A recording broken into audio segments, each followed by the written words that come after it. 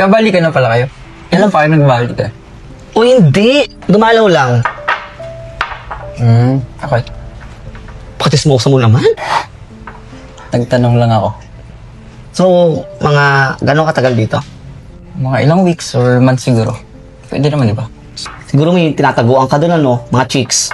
Wala man. Uy, Uy, naku. wala kang single nga.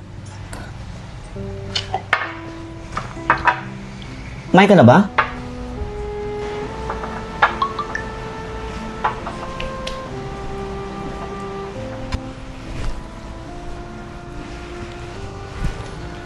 Sila nanay, kamusta? Okay naman sila. Busy sila sa business natin, sa tindahan. Baka pinapabayaan mo sila doon, ha? Ako, pag nalaman ko, papauwin talaga kita. Ano kapatid? Sunod ka sa akin sa oras.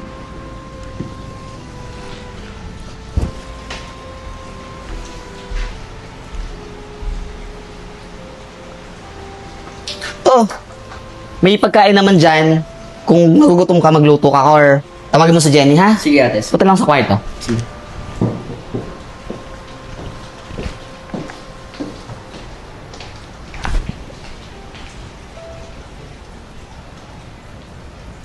Oh, ang ganda-ganda talaga si Arnie, madam. Diyos ko, first time ko makakaligo sa bathtub. Kaligo na nga. Para naghihintay na yung lalaki. Ay. Naka-warm pa yung tubig. Oh, sino yun?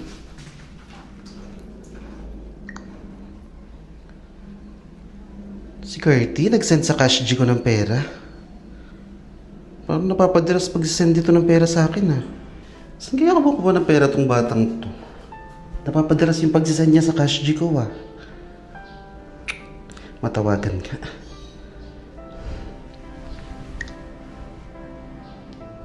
Hello, Curty. Pansin ko lang napapadalas yung pagsisend mo ng pera sa cash G ko, ah. Nako. Alam ko naman na gusto mong makatulong. At saka, pero hindi mo naman kailangan gawin to, eh. Pero alam mo, napakalaking tulong na itong binibigay mo sa akin. Makakatulong to pang bayad ng mga bills, tsaka ng mga pambili natin ng pagkain sa araw-araw. Ako, maraming salamat. Bata ka pa, pero madiskarte ka na. Siya nga pala, maiba ako. Punta ka dito kila Madam Jody. Andito sa JC, mag-isa lang siya. Okay ba tayo dito? Oo, okay tayo dito. Tsaka, wala naman tao dito. Tsaka, sandali lang naman tayo. Di naman na tayo tatagal dito. Teka lang. Yung presyo. Oo, ako bahala sa'yo. Pabilis lang to. Sige.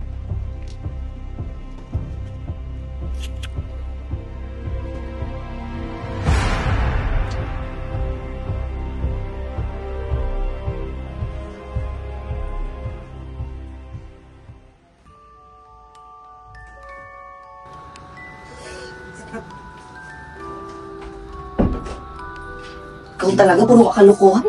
Ano na ganun kapatid ko? Hayaan mo siya. Nasakagay siyang buhay. Oh, ano ba? Ano ba?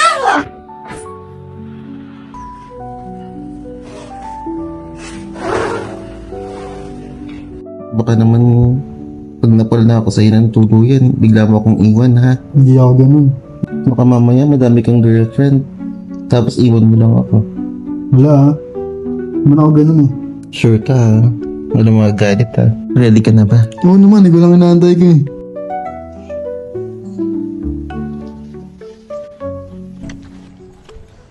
Oh, Mel, Oh, 1 cent. saan papunta? Oh, nasaan na yung pinagmamalaki mong lalaki? Wala ka nang pakialam dun.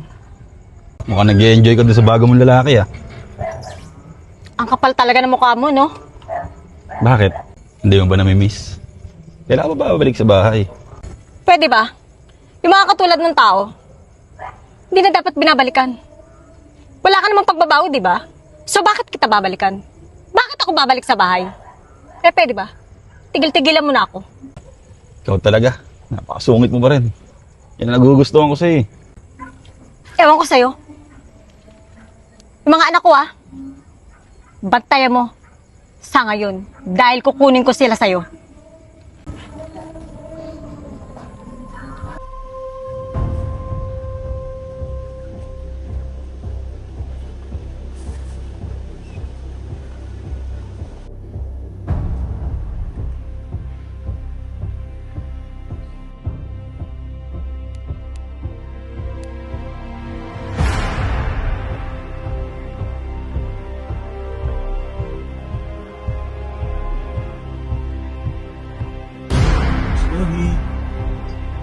Jody? Jody? Jody? Sino po sila? Ano po kailangan nila? Si Miss Jody. Nanap ko lang. Si ate. Nasa kwarto lang. Nalabas din yun. Sige. Antayin ko na. Vincent, Jody. ako dito. Wala naman tayong lakad, di ba? Wala. Wala. Pahinga ko ngayon. Ba't bigla ka nung pumapasok dito? Papatawag na lang kita pag may lakad tayo, ha?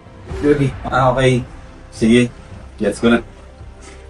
Uy, Sige, Miss Jody. Sige, okay lang. tawagan na lang kita pag aalis tayo. Sorry. Jody, sino yan?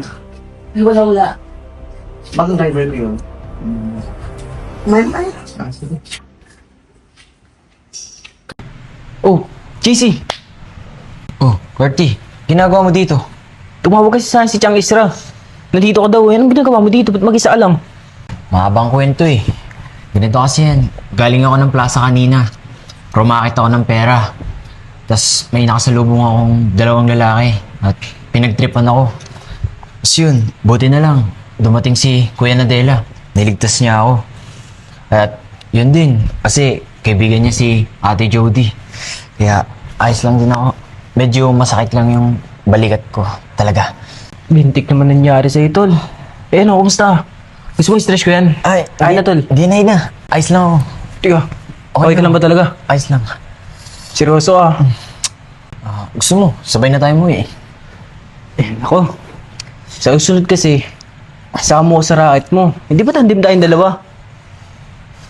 Ayoko naman napapasama ka eh. Kaya sama mo ko sa susunod ah. Sama kita, pre. Sige. Makakaasa ka. Oh, nandito ka na pala. Tinawagan kasi ako ni Chang Isra eh. Mag-isa dito.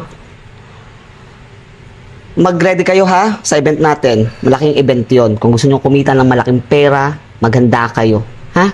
At saka yung isang kasama niya, yung Hayden ba yun? Yung kapatid mo? Yung kapatid ko po, si Hayden po. Sa susunod, hindi na pwedeng pawala-wala ha. Maraming nangangailangan ng racket ngayon. Makapalad nga kayo eh, at nakapasok kayo. Sige madam. Maasahan niyo kami dyan. Siya nga po pala. Bawana na po kami. Opo, bawana na po kami. Gabi na rin po eh. Sige, magpaalam muna kayo sa tita mo, ha? Sige po, bawana na po kami. Salamat po. Ingat.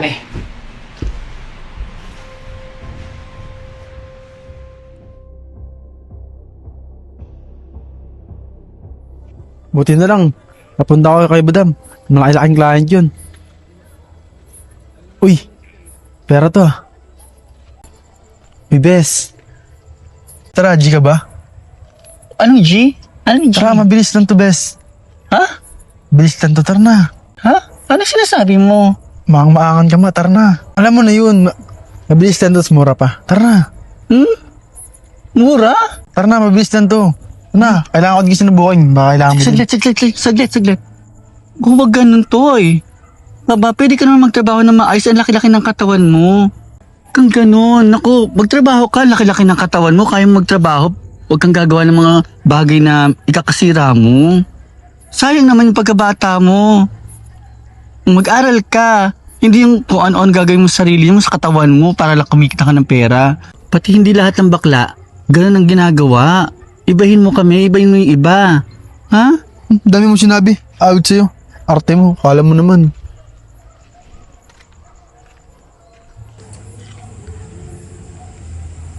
Tumbak lang to ay sumagot. Mo, JC, saan punta mo? Dito lang po, Mamil. Pauwi na po ako. Ako rin pauwi, kasasara ko lang ng tindahan eh. Ganun po ba? Siya nga po pala, yung utang po namin. Oh. Pag nakaluwag po ako, mabayaran ko po kayo. Intindihin yun, okay lang. Ganun po ba? Kasi po, si nanay po kasi, nagkasakit po siya. Kaya hindi po ako makabayad sa inyo po. Binigay ko po kasi kay nanay yung mga kinita ko galing sa racket. Kaya hindi po ako makabayad sa inyo po. Kung gusto niyo po, sa ibang paraan na lang po. Para mabawas-bawasan naman yung utang po namin sa inyo. Anong paraan? Sige na po. Mabilis lang po. Alin? Dito po sa bakanting lote. Ha? Saglit. Ito ka. Uy, hindi mo kailangan gawin yan. Ano ka ba? Hindi mo kailangan gamitin yung katawan mo para doon sa mga bagay na may kulang ka. Respect mo naman ako. Ha? Hindi lahat ng bakla ganito. Yung ganun iniisip mo. Hindi lahat ng bagay na babayaran ng katawan. Okay? Gusto ko i-respeto niyo ako. Kasi nire-respeto ko kayo. Ha? Magrespetuhan tayo, okay? Ayokong take advantage yung kakulangan nyo, yung utang nyo para gamitin mo yung katawan mong pambayad. Hindi ganun. Ha? Ganun po ba? Sige po, pasensya na po kayo. Ngayon lang po kasi yung naisip kong paraan para mabawas-bawasan po yung utang namin sa inyo. Maraming salamat po, Mami Il, sa inyo. Pasensya na po kayo. Okay, alagaan mo sarili mo, ha? Opo. Sige na. Salamat. Sige na, muna ka na. Sige po. Uy, dito na ako. Oh, buti naman nandito ka na. Oo, kinasip ko na yung tawag. Saan ba galing? Doon, sa tindahan, nagsara ko. Siya nga pala, nagbayad na si Hayden ng kalahati doon sa utang nila sa bahay. Okay na. Okay na. Eh, yun na nga. Oh, bakit? Eh, bago ako bumaba dito, umuwi dito, nakasalubong si JC. Si JC. Oo. Ano yung kay JC? Teka lang. Baka gusto mo doon na natin pag-usapan yan sa loob. Hindi na, Sa labas. dito na lang, saglit lang naman to. Kasi about nga doon sa utang sa upa nila, Oo. sa bahay. Ganito eksena niya. Gusto niya ipambayad yung katawan niya. Pinayungan ko nga siya ganun, wag ganun. Kasi syempre, di ba, hindi naman kailangan dahil may utang siya, abusuhin natin yung mga batang yun para lang bayaran yung utang nila. Eh, tama yun. Buti hindi ka pumayad. Hindi talaga. Naku, mahirap yun pag inabuso nila ang katawan nila. Babata pa naman nila. Kawawa na, naawa ko sa dalawang batang yun. Eh, nasa na sa JC? Ayun, nung yun sa kanila, sa bahay nila. At may sakit nga raw yung nanay din niya. At para asesay mo ngayon, Wala yun. Hayaan mo na yun. Wala yun. pero yung sila magkapatid na yun, ha. Daisy! Tol, Saan ka galing? yan lang, may pinuntahan ako. Kanina pa kita hinahanap eh. Saan ba nagpupunta? Yan lang kay Madam Jody. Kanina ka pa wala sa bahay. Ano ba? Pero, alam mo, may racket ako. Tara, sama mo ko. Sige ba? Ganun ba? Tara. G, hindi ako dyan.